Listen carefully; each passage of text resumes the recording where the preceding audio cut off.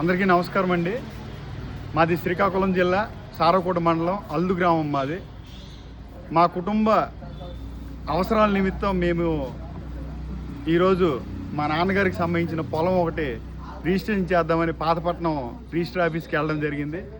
అక్కడ మా పొలంకి సంబంధించిన 1B తీయడానికి మేము మీ సేవ నందు ప్రయత్నం చేయగా అక్కడ డిజిటల్ సైన్ ప్రాబ్లం ఉందనేసి 1B తీయడం కష్టమనేసి మాకు చెప్పడం వల్ల మేము సారకోట మండల హెడ్ ఎంఆర్ఓ ఆఫీస్కి రావడం జరిగింది. ఇక్కడ వచ్చినాక ఇక్కడ రకరకాలుగా సాకులు చెప్తూ ఇక్కడ ఏం జరుగుతుందని ఎవరికి అర్థం కావట్లేదు.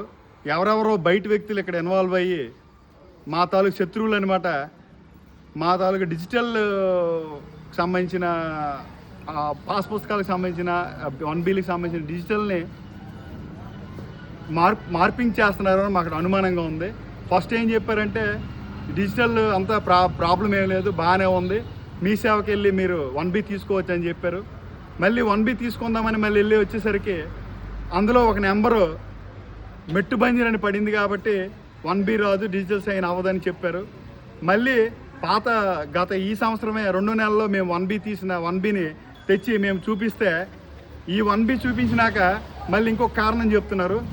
ఈ 1Bలో మీరు వేరే వాళ్ళ తాలూకా నెంబరు మీ దాంట్లో పడి ఉంది, అందువల్ల ఇప్పుడు రాదని చెప్తున్నారు. ఇంకొక షాక్ కూడా చెప్తున్నారు, మీకు రీసర్వే అవుతుంది కాబట్టి రీసర్వే అయినంత వరకు నెంబర్ రాదనేసి అది కూడా 1B రాదని చెప్తున్నారు. అసలు ఏం జరుగుతుంది అసలు రాష్ట్రంలో?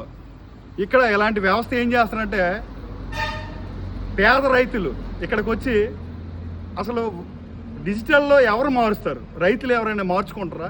ఎక్కడైనా మార్చుకోవడానికి అవకాశం ఉంటుందా? మొత్తం వీళ్ళే మారుస్తున్నారు. రైతులకి మొత్తం ఎంఆర్ఓ ఆఫీసుల చుట్టూ తిప్పి లంచాలు దండుకోవడానికి వ్యవహరిస్తున్నారు తప్ప ఇది ఏమాత్రం కరెక్ట్ కాదని నేను చెప్తున్నాను. ఎంతోమంది రైతులు కడుపు మంటతో వ్యవసాయం చేసి దాని మీద వచ్చే ఆదాయం ఏమి లేకపోయినా ప్రెస్టీజ్గా వ్యవసాయం చేసి ఈ రోజున ఆంధ్రప్రదేశ్ రాష్ట్రంలో నిలబడుతున్నారు.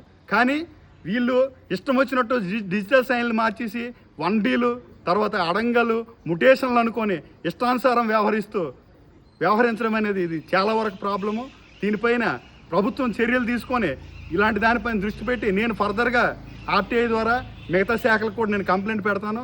దీనిపైన పూర్తి చర్యలు తీసుకొని మాకు జరిగిన అన్యాయం, ఇప్పుడు మా అవసరం నిమిత్తం పొలం అమ్ముకుందాం అనుకుంటే ఇప్పుడు మాకు ఎటువంటి రిజిస్ట్రేషన్ జరగట్లేదు. నాకు ఇప్పుడు ప్రాబ్లం ఉంది, హెల్త్ ఇష్యూ ఉంది. నేను హెల్త్ ఇష్యూ మీద సర్జరీ చేసుకోవడానికి నాకు డబ్బులు అవసరం, అందుకు మేము పొలం రిజిస్ట్రేషన్ చేసుకుంటున్నాం. ఇలాంటి టైంలో మాకు ఇబ్బంది పెట్టి రకరకాలుగా చేస్తున్నారు వీళ్ళు. వస్తే కనీసం ఇస్తున్న కంప్లైంట్ని కూడా ఇక్కడున్న డీటీ గారు తీసుకోవడానికి నిరాకరిస్తున్నారు.